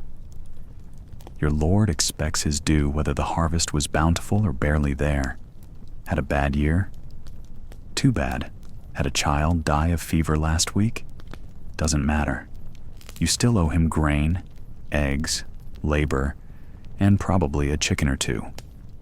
If you can't pay, well, the punishments range from a heavy fine to public humiliation to, in some cases, being thrown in a pit for a few days so you learn your place. and don't even think about hiding part of your crop. They count the bushels. The bailiff watches. He knows. He always knows. And yet, somehow, you endure. Because what choice do you have? Your family depends on this miserable, agonizing, soul-numbing cycle. You harvest in pain. You give away the best of your efforts. You hope, against every historical precedent, that next year might be kinder. That the rains will fall at the right time. That the wind won't flatten your fields. That your sickle will hold together just long enough to survive another season.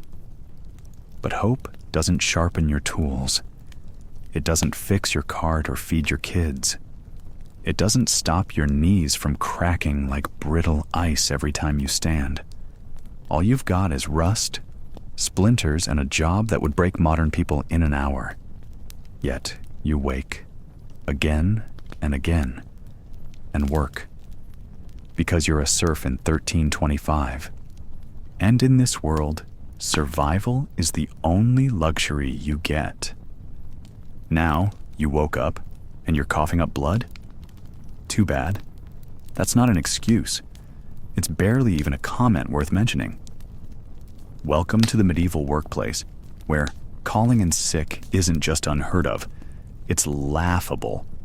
There's no parchment memo for time off, no village HR to talk to, no one to cover your shift.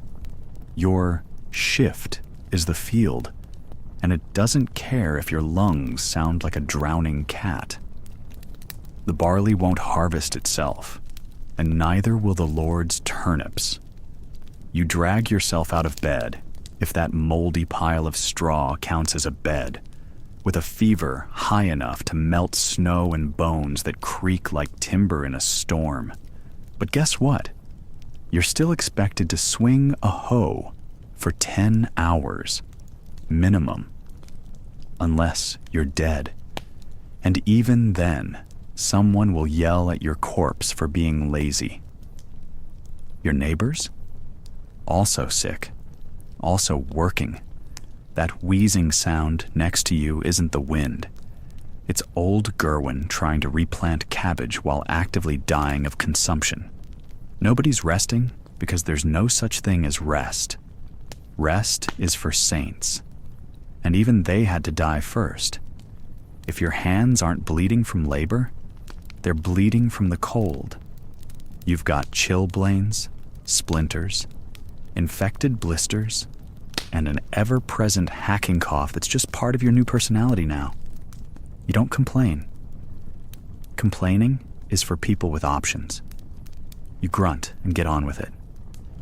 You've got livestock to tend, grain to thresh, and your Lord to please. Because if you don't do your share, someone else suffers. And by someone else, we mean you. Suffering is built into the job description. There are no doctors. There's no medicine. There's just superstition, garlic, and your grandmother's increasingly bizarre advice. If you collapse in the field, they roll you to the side and keep going. If you're lucky, someone pours water into your mouth. If you're unlucky, you drown because they forgot to tilt your head. Either way, there's no pity. Everyone is too tired to care. In the feudal economy, your worth is tied directly to your productivity. And your productivity is measured in how many hours you can survive without dying on the barley field. The wheel of labor doesn't stop. Not for injuries, not for plague, not for heartbreak, and certainly not for you. You don't earn money. You owe it. And not in coins, because you've likely never seen an actual coin. You pay in wheat, in chickens, in eggs, in the blood that drips from your hands after chopping wood for hours just to meet this month's quota. Taxes aren't a once-a-year nuisance. They're your entire life. The Lord owns everything. The land, the tools, the barn, the cow you pretend is yours. Even your children are technically part of his property portfolio. You're allowed to farm the land, sure, but in return, you give up a chunk of every harvest. A big chunk. Think of it as reverse rent. You work, and someone else gets paid. What if the harvest is bad? What if locusts eat your barley, or the frost kills your beans? Doesn't matter. You still owe. No crops? Then pay in labor. Can't walk? Send your kid. No kids? Better pray you can cough up a chicken or two before the bailiff shows up with his stick and that look that says, "I hope you have something to flog today." Miss your quota, and the punishments range from humiliating to horrifying. Fines you can't pay. Whippings in front of your neighbors. Confiscation of whatever miserable items you still own. And if you really fall behind, jail. Or worse. And don't get clever. Bartering with other serfs won't save you. The local lord keeps tabs on every grain of barley and every squawking hen. Try to hide a bit of your best crop under the floorboards, someone will snitch. Because if your neighbor sees you keeping something back, they know it'll be them who has to make up the difference. It's a prison built out of hay and mutual fear. You're not just taxed by your lord either. Oh no. The church wants a slice too. It's called a tithe. 10% of everything you produce, donated straight to heaven's middlemen. That's right. The priest rolls up with a holy grin and his hand out, expecting a basket of vegetables and maybe a piglet, all so he can pray for your soul. Which is helpful, because at this point, it's the only thing you own outright. So to summarize your financial situation, you own nothing, owe everything, and if something goes wrong, drought, disease, or divine wrath, you're still on the hook. There is no safety net, no bonus years, no retirement plan. The only way out of the serfdom tax system is to die. And even then, your family will probably owe funeral tithes. You are the economy. You are the payment. And your debt is eternal. Welcome to life as a medieval serf, where the only thing more relentless than the labor is the taxation that follows it. You've survived another muddy, parasite-infested night on your straw mattress. You blink the sleep, and possibly a flea, out of your eye, just in time to hear the toll of the village church bell echoing across the damp fields. It's not an alarm clock. It's your calendar, your life coach, and your spiritual parole officer, all rolled into one grumpy iron clang. The sound doesn't just tell you it's morning. It reminds you you're still trapped in God's favorite medieval waiting room. Serfdom. You crawl upright, shivering as your bare feet hit the cold dirt floor. No socks, no fireplace, just the scent of goat urine and old stew floating through the air like a damp curse. The bell keeps ringing. That means it's Sunday, or a saint's day. Or maybe the priest just feels like showing off. It doesn't matter. You go anyway. You always go. Because not going means you're either sick, rebellious, or already dead, and none of those are great options. You stagger outside, trying not to trip over your cousin's pig who's decided your doorway is his new hangout spot. The church is at the center of the village, but it might as well be the center of the universe. It's the biggest building for miles, made of cold stone and colder rules. Inside, the air is thick with incense and secrets. Candles flicker like the last hopes of the peasantry. You find your usual spot, standing in the back, because you smell like old turnips, and nobody wants you near the front. The priest speaks Latin. You don't. It's like watching someone mumble spells over a dusty book while wearing a fancy tablecloth. But still, You kneel. You cross yourself. You mumble your own version of the Lord's Prayer. Why? Because heaven is your only hope of escape. And you're not even entirely sure that's guaranteed. You watch the rich folks, Lord Edwin and Lady Mildred, glide in like they're made of silk and perfume. They sit in their own section, separate from the flea-bitten masses. They have seats, cushions even. You make a mental note that if the devil offers you a deal for a chair with a backrest, you might actually consider it. As the sermon drones on, your knees start to ache. You shift, trying not to fall over or fart. Every Sunday, you hear about sin, suffering, and salvation, but what you really hear is, don't ask questions. Obey your Lord. Work hard. Die well. The church tells you that being a serf is noble, even holy. Suffering is your stairway to paradise. Starving builds character. And every time your Lord taxes you until your teeth hurt, just remember, it's what God wants. After the service, you shuffle toward the relics. They're kept in a small alcove near the altar. Bone fragments of saints, bits of cloth that allegedly touched a holy person. And once, a priest swore a splinter of the true cross. You don't know if any of it's real, but you touch it anyway, just in case. People have been healed by these relics, or so the stories go.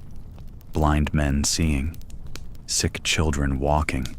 Your back still hurts, and your rash hasn't improved in months. But who are you to question a miracle? Then it's off to the graveyard out back, where someone you knew has probably been buried in the last week. Bubonic plague? A farm accident? Maybe they just looked at Lord Edwin funny. Either way, the church buries them with the same words and the same shovel, beneath soil so overused that bones from last winter's dead sometimes poke through when it rains too hard. The priest tosses in a handful of dirt and a mumbled Latin blessing. You cross yourself again, even if you're not sure if it's working. The graveyard, ironically, is the cleanest place you'll visit all week. Death is sacred. Life is just messy. As you walk back to your hovel, you notice the church tower watching you like a stone sentinel. You know the rules. Confess your sins, tie the 10th of your crops, obey the priest, and never ever speak ill of the Pope, the bishop, or even that one-eyed nun who screams at children. You live in a time when questioning the church gets you a public flogging, or worse. Heresy isn't just frowned upon. It's the fastest way to get burned at the stake while the villagers roast turnips nearby. Still, the church is more than just rules and relics. It's the calendar. It tells you when to plant, when to harvest, when to fast, when to marry, and when to be sad. It gives you feast days, which sound fun, but are mostly just extra masses with slightly fewer root vegetables. The church registers your birth, your baptism, your wedding, and your burial. It's like a divine bureaucrat stamping your existence from cradle to grave. And when something terrible happens, a stillbirth, a storm, a famine, you assume it's because you sinned, or your neighbor did, or maybe your goat is possessed. The church says suffering is a test, a refining fire. You want to believe that. You need to believe that. Because if this isn't a test, it might just be pointless cruelty. You pass the chapel once more, noticing the bone dust swirling in a shaft of light. Maybe it's from a saint. Maybe it's just dirt. But it's sacred now. That's what faith does in the medieval world. It takes the grim, the filthy, and the tragic and calls it divine. Because when your roof leaks, your children cough blood, and your Lord raises the grain tax again, what else can you do but kneel? Figure out that later, because today is a feast day. The good news? You're not expected to plow the Lord's entire field today. The bad news? You're still going to work, still going to ache, and still going to sleep tonight with turnip breath and straw in your hair. Because in medieval life, even your holidays are really just mildly rearranged punishments with incense. The day begins, predictably, with the church bell, that eternal clang that marks every moment of your life. When to wake, when to pray, when to eat, when to kneel, when to die. It rings through the fog like a divine dinner bell. Except you're not getting dinner. You're getting a sermon, probably in Latin, which is a lovely language you definitely don't understand. But that's okay. Understanding isn't required. Obedience is. You kneel in the dirt beside people who smell like goats and people who actually are goats, and you listen to the priest drone on about sins you're probably guilty of and saints you'll never meet. Your knees dig into the cold earth as the incense clouds your lungs. It smells like burned pine needles and old relics, but you breathe it in anyway. Heaven is your one hope. Not just metaphorically. No, literally. Because this world is not kind. Your spine is already curved from years of field work. Your hands are thick with calluses, and your feet haven't known a soft surface since you were swaddled as a baby in rough linen and regret. Now, you may have heard there are holidays in the medieval calendar. And yes, technically, they exist. There are feast days and saints' days and holy days and high days and low days, but don't get too excited. Feast does not mean roast goose and honeyed cakes. It means maybe an extra crust of bread. It means no meat. It means fasting, praying, and standing through 2 hours of Mass while your stomach quietly chews on itself. Think of it as spiritual endurance training, but with fewer snacks. You do get out of certain labor tasks on these days. That's true.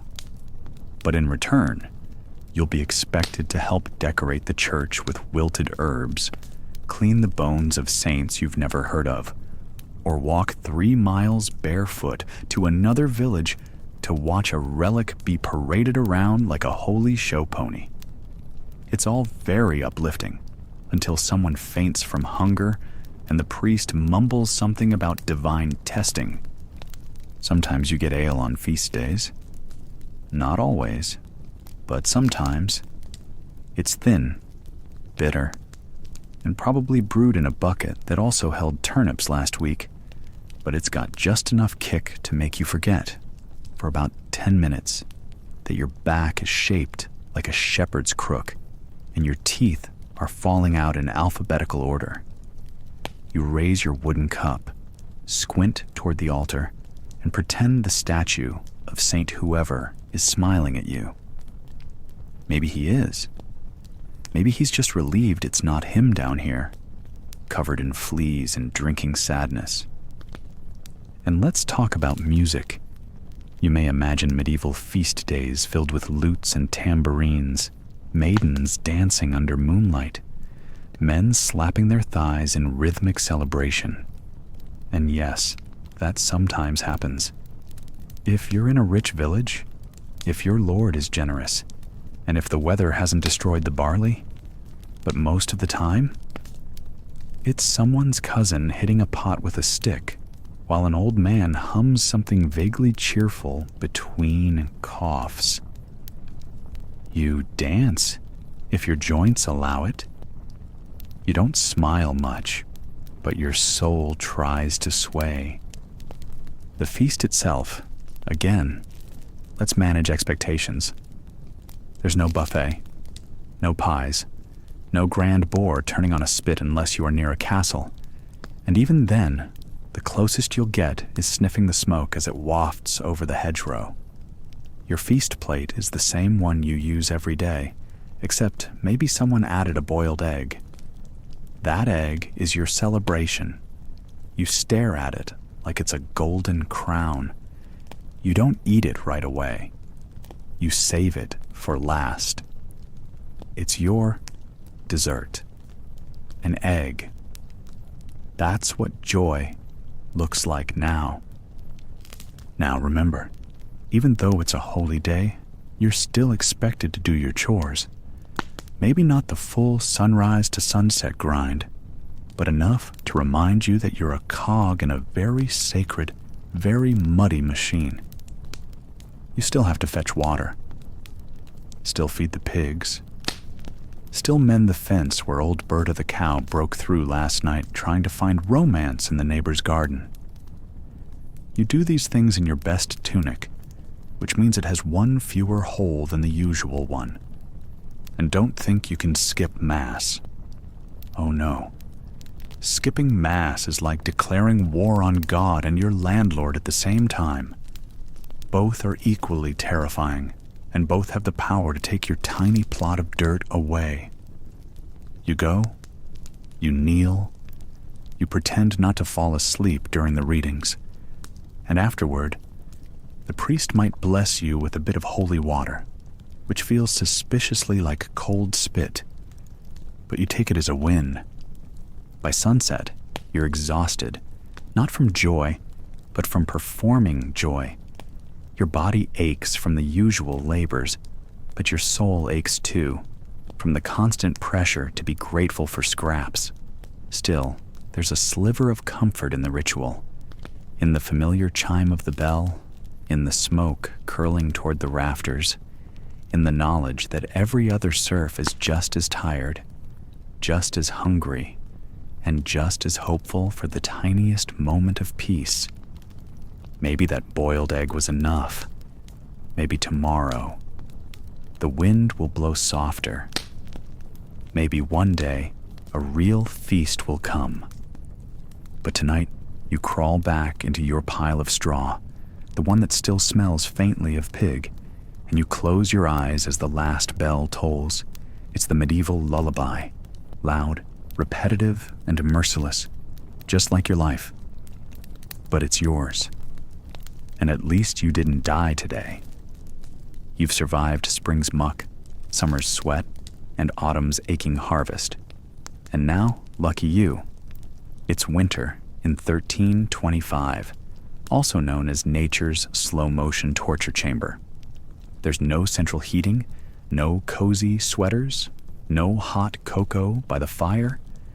What you have is wind, relentless, sharp as a knife wind. It shrieks through the wooden slats of your one-room hovel like a ghost that hates your guts. And your walls? If you press your hand against them, you'll feel the breeze tickling your fingers. There is no insulation, just gaps and hope. And hope is very, very bad at keeping you warm. Your fire, if you can call it that, is more of a smoky suggestion than actual heat. It belches gray clouds that sting your eyes and coat the inside of your nose with soot. You huddle near it anyway, because what choice do you have?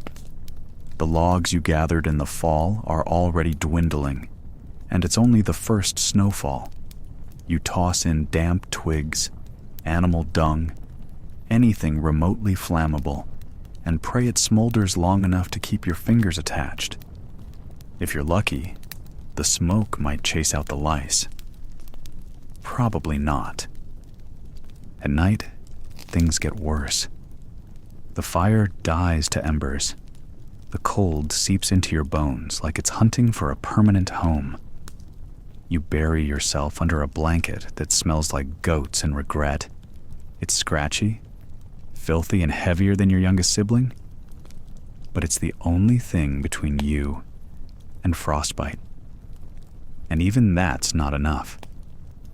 So, you sleep with animals. Yes, actual animals. Your scrawny piglet, 3 chickens, and the family's 1 half-dead goat all come inside. Why?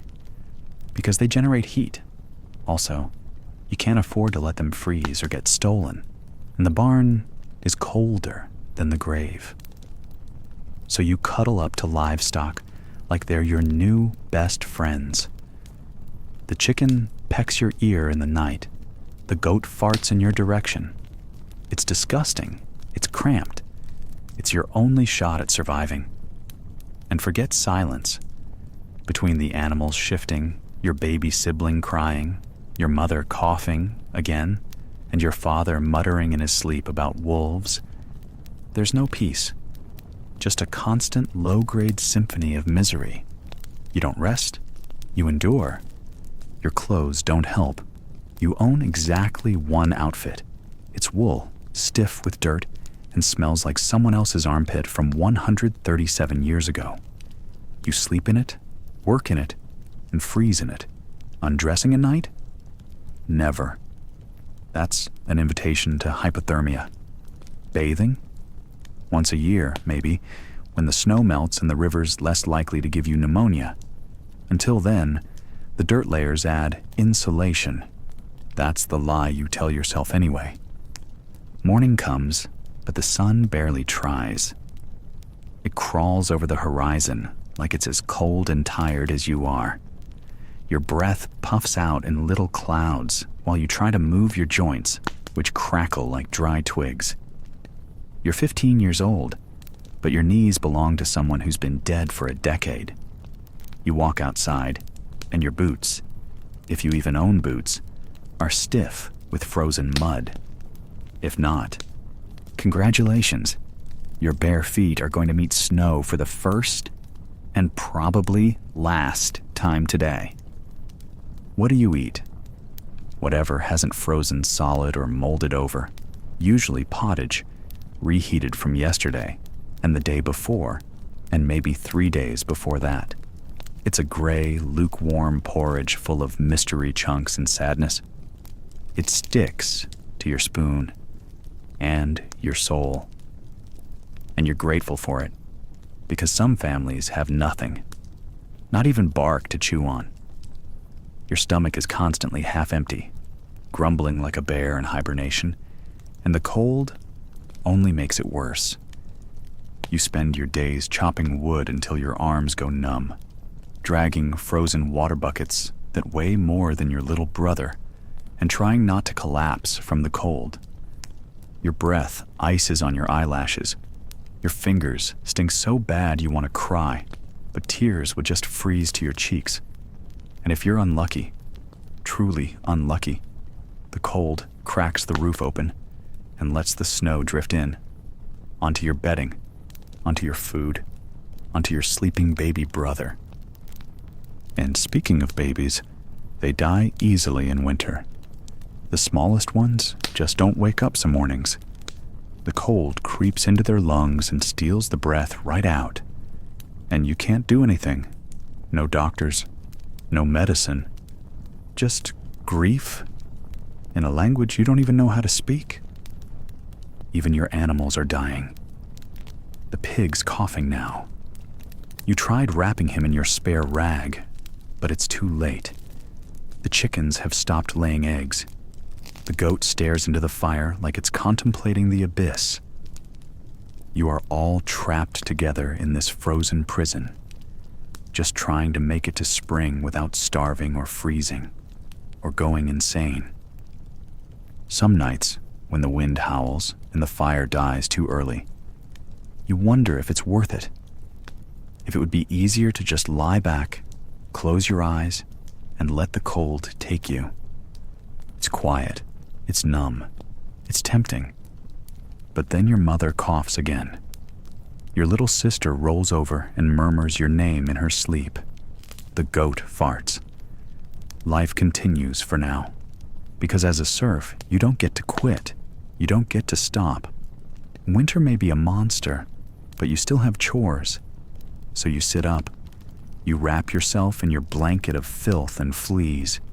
You stir the ashes and blow on the fire, and you keep going, because nobody else is going to do it for you. And because spring, if it ever comes, might just be slightly less terrible. But probably not. Congratulations. You've survived another night, which is something of a miracle now. But this morning is different. Quiet. Too quiet. The chickens aren't clucking. The neighbor's baby, the one who cried every hour without fail, is suddenly silent. No sound of coughing. No footsteps on the packed earth outside. Just stillness, thick and wrong. You sit up, and for the first time in days, you notice it. The smell. It's not the usual bouquet of manure, mold, and medieval misery. It's heavier, sweeter, and horrifying. The kind of stench that clings to the inside of your nose like wet wool. It's death, and it's closer than ever. You crawl to the door of your thatched hovel, your joints creaking like warped wood. You peek outside. The village green is empty. No children playing in the mud. No women arguing over whose turn it is at the communal oven. Just crows. Fat and unbothered, watching you with the calm entitlement of creatures who know they'll eat well today. You walk past your neighbor's door and notice it's ajar. That never happens. Inside, there's a stillness that makes your spine ache. A whole family lies stiff in their straw beds, mouths open like they were trying to scream but never got the chance. The plague didn't knock. It kicked the door in. You'd heard the rumors, of course, the whispers from passing monks and desperate travelers. Towns where half the population dropped dead in a week. Black sores, vomit, fevers that boiled your brain. A sickness that laughed at prayers and made priests flee their parishes. But it was always somewhere else, over the hills, across the sea, far away. Until now, until it crept into your village like a thief in the night, stealing breath, taking names, and leaving rot in its wake. You want to run, but to where? There's no safe place. Cities are worse, filled with corpses and burning pits. The roads are littered with the dead. No doctor can save you, and no herb can stop it. Your priest says it's punishment from God, a cleansing, a test. But the priest hasn't been seen in days. His chapel door is shut tight, barred from the inside. Even the holy are afraid. You go back inside, shut your rickety door, and wedge it with a log. Not that it will help. The plague isn't a bandit. It doesn't care about locks. You burn some rosemary on the hearth, not because it works, but because it's something to do. Something to make the air smell like anything other than death. You rub vinegar on your face. You sleep sitting up. You say the same prayer over and over, hoping repetition counts for something. You've never felt more helpless in your life. You're not alone in your fear. Across Europe, tens of millions are dying. Entire villages vanish. Fields go unplowed, herds wander free, and silence spreads like smoke. There's no Twitter, no headlines, just word of mouth, and every word is worse than the last. You hear that in Florence, corpses lie piled in church aisles. That in Paris, priests perform last rites from horseback, too afraid to dismount. That in London, the bells toll so often they wear out the ropes. But in your little village, the horror is simpler, more intimate. You bury your friends in shallow graves you dig with numb hands. There's no coffin, no marker, just a cross made from broken fence posts. The priest, if he shows up, chants a few Latin words you don't understand and vanishes like smoke. You used to ask, why this was happening. You've stopped. You just want it to end. You watch your siblings for the first signs, sweating, twitching, coughing. You check your own skin for black boils. Every headache feels like the beginning. Every sneeze is a death sentence. You boil your water, though you don't really know why. You tie a cloth over your face when you go outside, not knowing that fleas, not breath, carry the killer. But no one knows that yet. Science is still centuries away from being helpful. Right now you have faith, superstition, and dumb luck. And a lot of people are running out of luck. You hear stories about towns where dogs feast on unburied corpses, of nobles retreating into their castles, leaving the poor to rot, of families locking their sick relatives in cellars and walking away, hoping to save themselves. You wonder if you'd do the same. You hope you never have to find out. Some say it's the Jews poisoning the wells. Others say it's a miasma, a bad wind sent from hell. A few even say it's the end of the world. But for you, it's Tuesday, and you're still alive. You've stopped going to the fields. What's the point? The grain will rot anyway, and you can't eat if you're dead. The lord of the manor hasn't come around in days. Even the bailiff is missing. The hierarchy of medieval life is crumbling. The plague doesn't care if you're a serf, a knight, or a king. It takes all with equal greed. In some places, this chaos leads to change. Wages rise, laws shift, the world tilts. But not yet. Not for you. Right now, it just means that the people who used to scream orders at you are either silent or dead. At night, you light a candle and pray again. Your family huddles close. No one talks much anymore. Conversation feels dangerous, like words might summon the sickness. You sleep lightly, listening for coughs, for footsteps, for the sound of something terrible creeping toward your door. You dream of burning cities, of swollen faces, of empty cribs. You wake up screaming, more often now. And through it all, life goes on. Barely. You still breathe, still eat your cold pottage, still haul water from the stream, still feel your ribs under your skin, and wonder if you'll see another spring. You try to remember what joy felt like, but all you recall is fear. Constant, gnawing fear. You didn't choose this life. No one does. But here you are, a medieval serf in the year of the plague, praying your family isn't next, hoping death skips your house, knowing it probably won't. Because in 1325, the plague doesn't need a reason. It just needs a body. And yours will do just fine. Congratulations, peasant. You've just died. Not in a blaze of glory, not in a duel or a dramatic escape from the manor. Nope. You died from something spectacularly ordinary. A fever, a bad tooth, an infected scratch you got while hoeing the field. The last thing you saw was a thatched ceiling, and maybe a rat judging you from a roof beam. You don't get last words. You don't get peace. You get wheezing, delirium, and possibly one of your children poking your arm, asking if they still have to finish harvesting the barley. Your family, assuming they haven't already died from the same thing, wraps your body in a moldy sheet.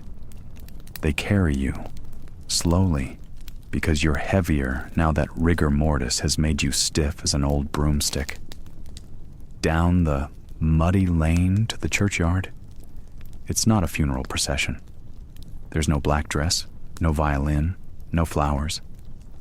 Just two people trudging in silence, trying not to step in dung, hoping they can finish before it rains. At the edge of the cemetery, well, Cemetery is generous. It's more of a communal dumping ground for the expired. You're lowered into a shallow pit that was probably dug this morning with a stick and a prayer. There's no coffin. That was for nobles, knights, and bishops. You go back to the earth the way you came from it, unprotected and unimportant. A priest stands nearby, mumbling in Latin so fast you can't tell if he's blessing your soul or reciting his grocery list. He doesn't know your name. He doesn't care.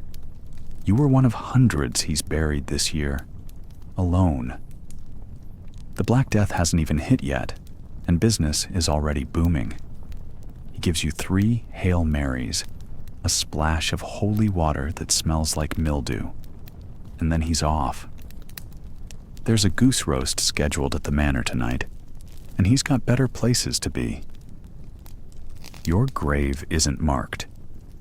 There's no tombstone, no wooden cross, not even a pile of rocks. Maybe someone sticks a bit of twig in the dirt, but that'll be gone by next week. Rain will flatten the soil. Another body might be dumped on top of yours by next month. It's called a common grave because it's common for the poor and commonly awful. No one will write about you. No ballads will be sung in the village. You weren't a knight.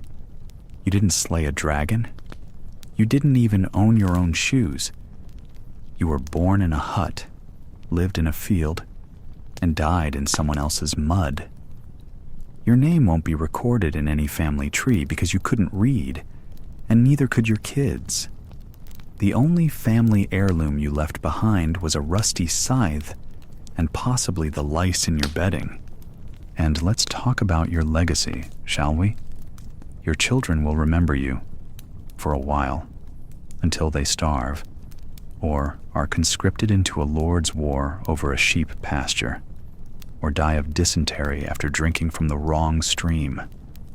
And even if one of them miraculously survives long enough to have their own children, your name won't be passed down. It wasn't written anywhere.